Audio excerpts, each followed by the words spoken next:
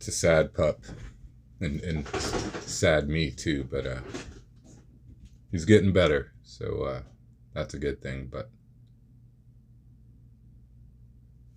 that's Oso. I'm Walter. Welcome to the Hotline of Diecast. CNN War Report. The War Report. All right, welcome to the War Report. Before I forget, Mr. Joe, here's your mug for the day. It's the Montana Starbucks Places mug. A whole bunch of things that are obviously relevant to Montana. Hold my coffee, my tea. Works for me. And cool thing about Starbucks, I don't know. I know a lot of people, oh, Starbucks. Look, Starbucks is everywhere. So I've acquired a taste for a number of their roasts, which means I can have my coffee taste in my desired way and no matter where I'm at in the world. It's a beautiful thing. It's a beautiful thing if you ask me. Pardon me. Got a couple things for you guys today, though. Some cool stuff. First, Fast and Furious Silver Series set, that new one that follows the Dominic Toretto and the Brian O'Connor set, should be hitting your shelves. Really cool set. It makes a lot of sense too, but it's the villain set. So with that, you got the 73 Camaro, the F-Bomb, David Freeberger's F-Bomb, but there was one of like Braga's henchmen, I guess you'd call him's car, but then like Ben was driving it. The Honda S2000 for Johnny Tran, Real Bad Dude, the Ford 427 Fairlane that Dante Reyes drove, the DeLorean Alpha 5, Cypher, she's a real nice lady. And then that Aston Martin, the 2005, driven by Mr. Shaw. That's a cool set. I definitely hope to bump into that. I'm not an RLC member, but I got a number of RLC cars because I think some of them are really cool. And this one I'm probably going to put in that cool category too. It's the 1985 Audi Sport Quattro S1. Kind of true to tale rally car, and that's cool. There seems to be more and more of a rally theme being built up in 2025. I don't know, that might be the vibe. I could be way off. It was a Porsche year last year. Who knows what this year is going to be. It's tough for me to put my thumb on it, but I wonder if you guys are going to get excited about this one and or get it. Here's something a little different. I don't know what day you're watching this, but on February 8th, pardon me, in Quincy, Illinois, there's a really cool event that happened. And it was, what was it called? The Cancer Crush Hot Wheels Race. It was really cool. And from what I heard and read in the article, it said you had to, kids got to pay $5 to enter a car into the race. So we got asked out, which is cool, man. We don't need inclusion in that. We let the kids race. So they paid $5 to get these cars in the race. They could also vote on their favorite race car with just throwing a quarter at towards that car. So or thinking a jar or something like that. Really, just smart, cool, and all the proceeds go to a oncology program of some sort. But it's Cancer Crush. That's our unfortunate new natural causes. So yeah, man. Everybody who's in Illinois wants that dude, that's cool, man. And then I guess I'm sharing it because it sounds like a really cool thing to do locally, no matter where you are, how big you are in the community or how small. Something we can all do, and I think probably we could all use a little help. Plus make some friends. Yeah, all good things. Let's see. Ooh, here's something. I wonder if you guys saw this. That's a lot of Hot Wheels. And it was someone's collection, and it turns out to be 4,500 Hot Wheels, and it sounds like it's a mix of Hot Wheels, really cool stuff, but mostly from 88 and on, and it was up for auction on Haggerty's site. And if you guys are familiar with Haggerty is a pretty big auction house. They do a number of things, but the bid kind of opened up at $6,000, I think, and 45. That would basically be, what is that, $1.25 a card, so a collector put the first bid in, but looks like they closed out at it sold for $19,911. So what is that? They basically paid $4.42 a card. Probably really fair. Don't know the details of what was in there, but sounds like there was some collectible stuff. So that was just cool. And you're probably wondering why who's Haggerty? Why Haggerty? like I say, they're a big auction house. They are renowned in classic autos, as well as they're one of the companies that insure diecast and toy collections. So if you are a big collector like myself, and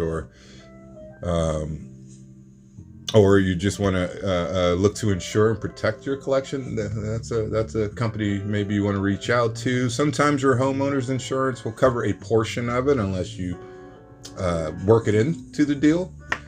Renter's insurance, you know, but you know, in order to protect your assets, that's something you should think about. And Haggerty.com, I think, is their website, and you can probably meander through that and find some comfort there.